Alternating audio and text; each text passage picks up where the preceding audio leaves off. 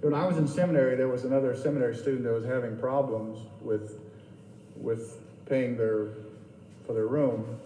And so I went in there to pay for my dorm room, and I knew they were having problems. I asked what their account was. No, it's none of my business, but they were willing to tell me. And so I went and paid off their room that they had at that time as well.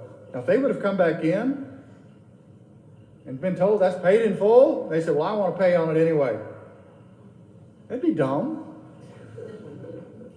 If you got a check, somebody writes you a check for $25,000, pay off all your debt, take out all your problems, and you just put it in your wallet and carry it around for the next 10 years. The solution to so many things could have taken care of all your past, could have taken care of a lot, your future as well. You didn't do anything with it. And maybe you had a lot of friends that wrote you a lot of checks, and you just put them in your wallet, put them in your wallet, put them in your wallet.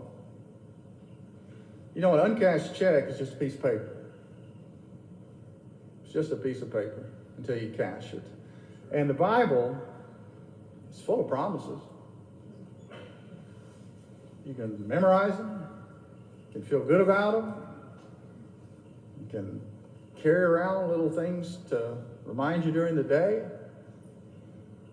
But until they are cashed by faith, they're just words on paper. That's all it is.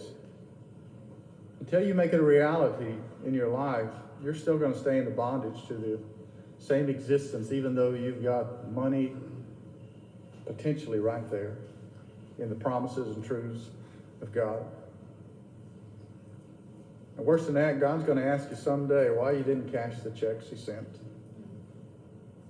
Why didn't you, with the Word of God presented to you, provided for you, why didn't you cash the checks? Why didn't you live the promises? Jesus came that our debt could be paid. He paid that debt. We don't have to sin. It's been overcome at the cross. Every sin you could possibly commit has been paid and dealt with at the cross. No sin has the right to rule your life. Paul didn't say feel like it, understand it completely. He said act on it. Claim it to be true. It's a matter of faith. God has endorsed the check. It's good. Cash it. Spend it. Live it. You're dead to sin. You're alive to Him. Go act on it. I heard a coach giving a pep talk to his football players, and he was telling them, you got a choice. You can either be comfortable or great. You can't be both at the same time. And if you've chosen to be comfortable, to not be challenged by living the Christian life, you're never going to be great. You're never going to be great in God's kingdom for sure. And you wonder why so many people are so unmotivated. I was reading this week about when the woman came into the Pharisee's house and Jesus was there sitting at the table, and she came in, she anointed him.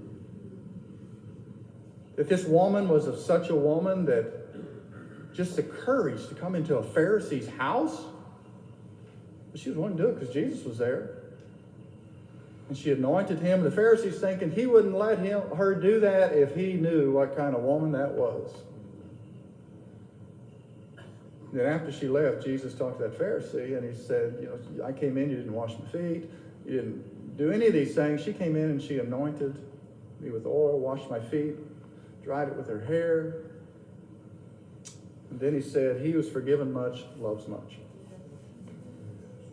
Problem we don't realize how much we've been forgiven. We got a lot of people who have grown up in church, I've never done much wrong, and so they have this milquetoast Christianity. And then you get some numbskull, did everything wrong. God saved them, delivered them from a horrible life, and they are on fire. Forgiven much. Well, we're all forgiven much. We're just a little more blind to it than other folks are.